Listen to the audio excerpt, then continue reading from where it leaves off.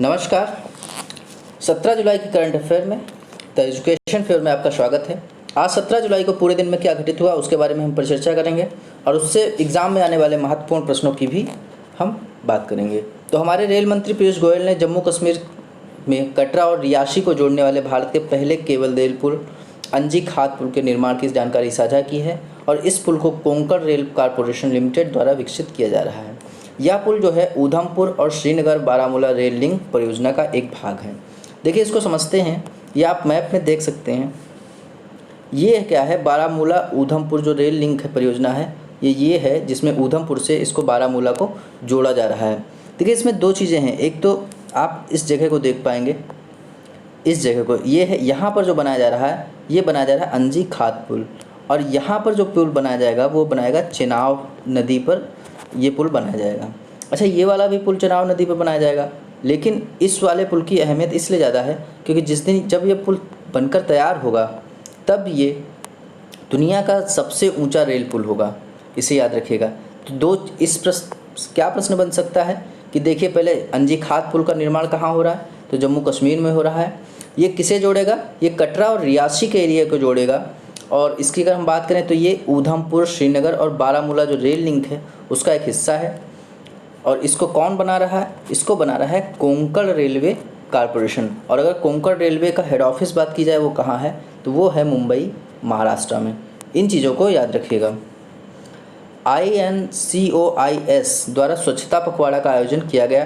देखिए ये आयोजन किया गया हैदराबाद में। हैदराबाद की जो INCOIS इसके द्वारा ये प्रोग्राम आयोजित किया गया है। और इससे क्या किया जाएगा, देखिए जो लोग खुले में शौच से मुक्त के लिए ठोस एवं तरल पदार्थों के कुशल प्रबंधन के लिए, जैसे जो गीला कचरा और सूखा कचरा होता है उसको अलग निस्तारण किस प्रकार से किया जा सकेगा और समग्र स्वच्छता आदि के बारे में इसमें जो है प्रोग्राम चलाया जाएगा और स्वच्छता के बारे में जानकारी प्रदान की जाएगी। देखिए अगर हम बात करें INCOIS तो ये है Indian national centre of ocean information service, ठीक है। तो इसको अगर हम बात करें तो ये पृथ्वी विज्ञान जो मंत्रालय है हमारा उसके अधीन संस्था है। भारतीय राष्ट्रीय महासागर सूचना केंद्र, भारतीय राष्ट्रीय महासागर सूचना केंद्र, Indian national centre for ocean information service. तो इसके द्वारा क्या किया गया, स्वच्छता पखवाड़ा प्रारंभ किया गया। ट्यूनीशिया के प्रधानमंत्री एलिस फाक ने राष्ट्रपति को अपना इस्तीफा सौंप दिया गया। देखिए ट्यूनीशिया के प्रधानमंत्री थे एलिस फाक, इन्होंने अपना इस्तीफा जो है सौंप दिया। इन पर देखिए कुछ भ्रष्टाचार के भी आरोप लगे थे और काफ़ी इन पर दबाव बनाया जा रहा था, इसलिए इन्होंने अपना इस्तीफा सौंप दिया है। अगर हम बात करें ट्यूनीशिया की तो इसकी कैपिटल है ट्यूनिस और करेंसी है ट्यूनिस दीनार, ठीक है। तो काफ़ी इजी है, ट्यूनीशिया, ट्यूनिस और ट्यूनिस दीनार। GMR हैदराबाद इंटरनेशनल एयरपोर्ट ने कोविड-19 के बीच सुरक्षित हवाई अड्डा प्रदान करने के लिए भारत की पूरी तरह से संपर्क रहित एयरपोर्ट कार पार्किंग की शुरुआत की है।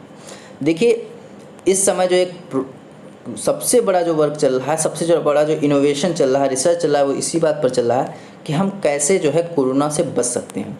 और इसके लिए कॉन्टैक्ट लेस वर्किंग जो है बहुत इंपॉर्टेंट है, क्योंकि हमें जो क्या करनी है, हमको सोशल डिस्टेंसिंग रखनी है और अनटचेबिलिटी को फॉलो करना है, ठीक है। तो इसके लिए क्या किया गया, हैदराबाद इंटरनेशनल एयरपोर्ट ने जो है अभी जो है पूरी तरीके से संपर्क रहित कॉन्टैक्टलेस एयरपोर्ट कार पार्किंग बनाई है। अच्छा, इसने और एक चीज़ की, इसने जो है फास्टैग कार्ड जो होता है उसको भी बनाया है।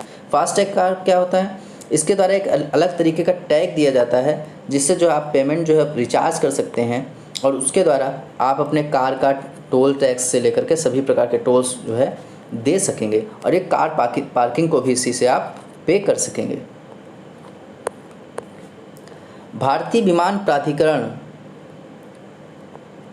एयरपोर्ट अथॉरिटी ऑफ इंडिया और रक्षा क्षेत्र के सार्वजनिक उपक्रम डिफेंस पब्लिक सेक्टर यूनिट्स अर्थात भेल के बीच एक समझौता ज्ञापन हुआ है। ये समझौता किया क्यों गया है, देखिए एशिया प्रशांत क्षेत्र में जो हवाई एयरपोर्ट के कारोबार उभर रहा है उससे वैश्विक बाजार में जो उसकी मांग है जो ग्लोबल मार्केट में, उसको पूरा करने के लिए एयरपोर्ट अथॉरिटी ऑफ इंडिया और डिफेंस पब्लिक सेक्टर यूनिट ने एक समझौता किया है।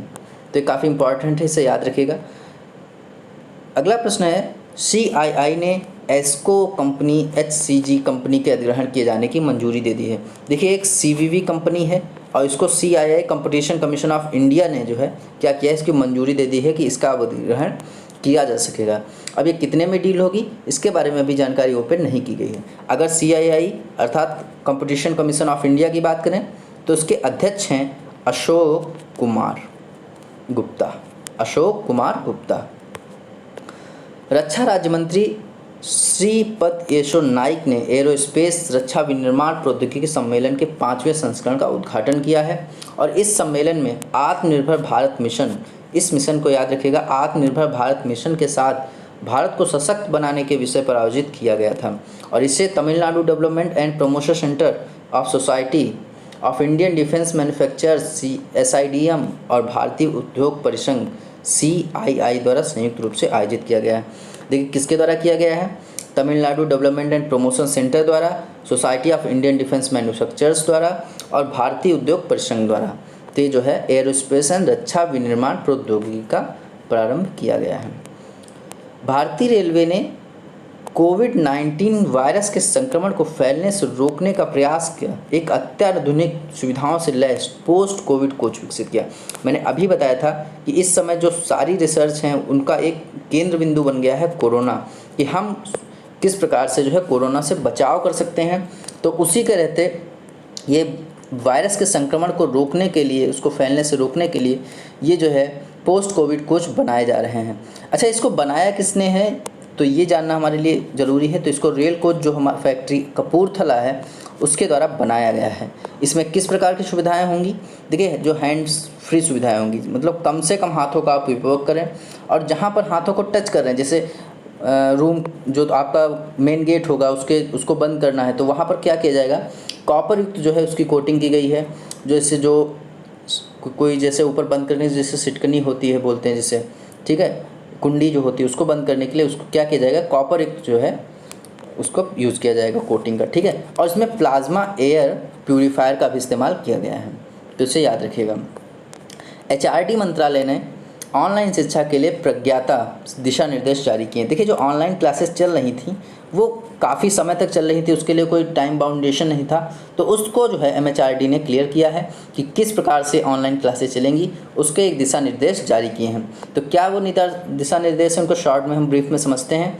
देखिए जो प्री के बच्चे हैं, मतलब जिन प्राइमरी के नहीं उससे पहले के, तो उनकी मैक्सिमम क्लास 30 मिनट तक ही चलाई जा सकती है और जो बच्चे 1 से 8 क्लास तक पढ़ते हैं उनकी 2 सेशन में जो है ऑनलाइन क्लास चलाई सकती है और एक क्लास जो है 45 मिनट से ज़्यादा नहीं होगी। और जो बच्चे 9 to 12 में हैं उनकी क्लास जो है 45 मिनट की 4 सेशन चलाए जा सकते हैं। तो इसको जो है प्रज्ञाता नाम से दिशा निर्देश जारी किए गए हैं। अच्छा, इसमें 8 चीज़ें सम्मिलित की गई हैं: योजना, समीक्षा, व्यवस्था, मार्गदर्शन, बात या याद, असाइन, ट्रैक और सराहना। तो इन चीज़ों को याद रखिएगा। और अगर हम बात करें MHRD के मिनिस्टर कौन है तो वो हैं हमारे रमेश पोखरियाल निशंक जी। वेद प्रकाश जुडेजा को infra business leader of the year पुरस्कार से सम्मानित किया गया है। Infra business leader of the year, अगर ये वेद प्रकाश जुडेजा की बात करें तो ये हमारे हैं रेल भूमि विकास प्राधिकरण के उपाध्यक्ष, रेल भूमि विकास प्राधिकरण के उपाध्यक्ष हैं और इनको infra business leader of the year award से सम्मानित किया गया है। देखिए चीन ने जो है इस वर्ष का 18वां रॉकेट लॉन्च किया है। शीजांग सैटेलाइट लॉन्च सेंटर से लॉन्ग मार्च 3V, ये इनका जो है काफ़ी हैवी जो है रॉकेट लॉन्चर है। इससे लॉन्ग मार्च 3V जो अपना बाहुबली है MK3 उससे भी काफ़ी हाई है, more than 3 times more weight can carry in the space. तो उसको जो है कैरियर जो रॉकेट है AP-60, ये एक दूरसंचार उपग्रह है, इसका जो है सफलतापूर्वक परीक्षण कर लिया है। देखिए इससे क्या प्रश्न बन सकते हैं। पहला प्रश्न भी बन सकता है कि किस रॉकेट लॉन्चर से लॉन्च किया है, तो लॉन्ग मार्च 3V। किसको लॉन्च किया है, AP-60, और ये क्या है, एक दूरसंचार उपग्रह है और ये किसके द्वारा लॉन्च किया गया है, ये China aerospace science and technology corporation के द्वारा लॉन्च किया गया है और इसका हेडक्वार्टर है बीजिंग में और इसके जो अध्यक्ष हैं वह हैं जू कियांग। चलिए कुछ प्रश्न देख लेते हैं। पहले केवल रेलवे पुल अंजी खात पुल का निर्माण किस राज्य में किया जा रहा है, तो ये किया जा रहा है जम्मू कश्मीर में। इस पुल को देख लेते हैं। देखिए ये जो पुल बनाया जा रहा है, ये जो है इसका टेरेन जो है, इसका जो एरिया है यहाँ पर, ये काफ़ी जो मुश्किल होता है पुल बनाना। हालांकि पुल की लंबाई अगर हम बात की जाए तो ये है 473.25 मीटर ओनली, लेकिन इस क्षेत्र में ये बनाना काफ़ी बड़ा कार्य होता है, काफ़ी टफ वर्क होता है, क्योंकि यहाँ पर पूरे वर्ष आप वर्क नहीं कर सकते हैं, क्योंकि यहाँ का जो मौसम होता है उस तरीके से नहीं होता है। और कुछ महीनों में जब आप वर्क करते हैं उसमें भी जो है ट्रांसपोर्टेशन की दिक्कत आती है, लेबर की दिक्कत आती है। तो इन सभी को मद्देनज़र रेलवे जो है इस पुल को निर्माण कर रहा है। अगर इसको मैप में समझते हैं तो देख सकते हैं, मैंने अभी डिस्कस किया था, ये चिनाव रिवर पुल बनेगा और ये यहाँ पर ये बनेगा अंजी खाद पुल। और जब ये बनकर तैयार होगा तो ये कुछ इस तरीके का पुल बनेगा। इसमें जो है ये 65+ जो है इसमें ये केबल्स का यूज़ किया जाएगा, इसीलिए इसको बोलते हैं first cable stayed rail bridge. चलिए, एडीबी एशियन डेवलपमेंट बैंक ने किसे हाल में ही अपना उपाध्यक्ष बनाया है? तो ये उपाध्यक्ष बनाया है किसे? अशोक लवासा को। और अशोक लवासा कौन है? देखिए अशोक लवासा जो है ये चुनाव आयुक्त थे, जो भारत चुनाव आयोग है उसमें जो है चुनाव आयुक्त थे। और इनके एक साथ और कौन थे? सुशील चंद्रा। और मुख्य चुनाव आयुक्त कौन थे? उनका नाम कोई बता सकता है कमेंट में, मैंने कल ही डिस्कस किया था। तो अशोक लवासा जी को क्या बना दिया गया है? एडीबी का उपाध्यक्ष बना दिया गया है। अगर एडीबी की बात करें हम तो एडीबी का जो हेडक्वार्टर पूरा नाम क्या है? Asian development bank. इसका हेडक्वार्टर है मनीला फिलीपींस में और इसके जो हेड हैं मात्सुक अस्कावा, मात्सुक MAS मात्सुक अस्कावा, ठीक है। इनका नाम याद रखिए, उपाध्यक्ष बन गए हैं हमारे अशोक लवासा। और बात करें तो तुषार मेहता की, देखिए ये हैं सॉलिसिटर जनरल और इनका जो है कार्यकाल 3 साल के लिए बढ़ा दिया गया है। के वेणुगोपाल ये हैं अटॉर्नी जनरल ऑफ इंडिया और इनका कार्यकाल 1 साल के लिए बढ़ा दिया गया है। सुखबीर सिंह संधू ये NHAI के हेड हैं और इनका जो है कार्यकाल 6 महीने के लिए बढ़ा दिया गया है, तो इन्हें याद रखिएगा। अभी हाल ही में एरोस्पेस एवं रक्षा विनिर्माण प्रौद्योगिकी का उद्घाटन किसने किया है? तो ये किया है श्रीपद येसो नाइक। ये हमारे रक्षा राज्य मंत्री हैं और हमारे जो रक्षा मंत्री हैं वो कौन है? केंद्रीय रक्षा मंत्री राजनाथ सिंह जो हमारे केंद्रीय रक्षा मंत्री हैं। सुरक्षित हवाई अड्डा प्रदान करने के लिए भारत की पहली पूरी तरह से संपर्क रहित एयरपोर्ट कार पार्किंग की शुरुआत किसने की है? तो ये की है हैदराबाद एयरपोर्ट ने। इसका नाम क्या है? इसका नाम है Rajiv Gandhi international airport. Delhi airport ये जो है प्लास्टिक से मुक्त होने वाला पहला एयरपोर्ट बन गया है। कोच्चि एयरपोर्ट ये सौर ऊर्जा से चलने वाला पहला एयरपोर्ट है। और कुशीनगर एयरपोर्ट ये उत्तर प्रदेश का एक इंटरनेशनल एयरपोर्ट का दर्जा दिया गया है इसे। किस देश के प्रधानमंत्री एलिस फाक ने इस्तीफ़ा दे दिया है? तो ये है ट्यूनीशिया के और यहाँ की जो राजधानी है वो है ट्यूनिस और यहाँ की करेंसी है ट्यूनीशियन दीनार।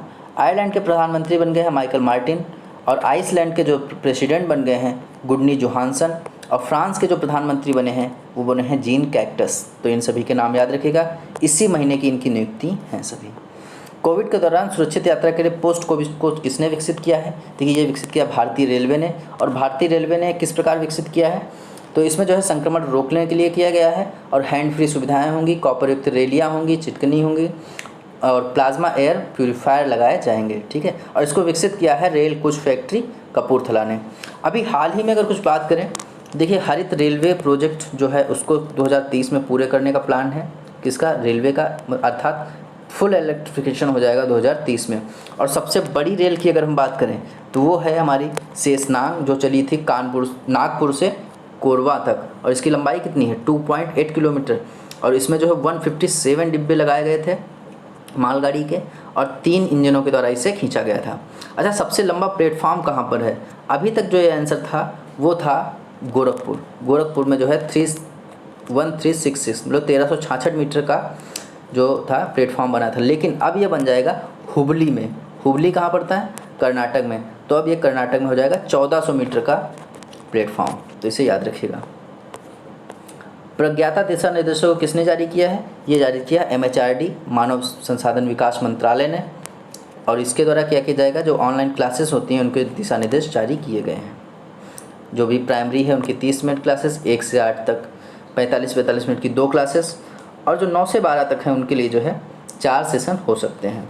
और इसमें जो 8 स्टेप की बात की है, योजना, समीक्षा, व्यवस्था, मार्गदर्शन, याक अर्थात बात, असाइन, ट्रैक और सराहना। किसे infra business leader of the award से सम्मानित किया गया है? तो ये दिया गया है वेद प्रकाश दुदेजा को, और ये हैं रेल भूमि विकास प्राधिकरण के उपाध्यक्ष, रेल भूमि विकास प्राधिकरण के उपाध्यक्ष।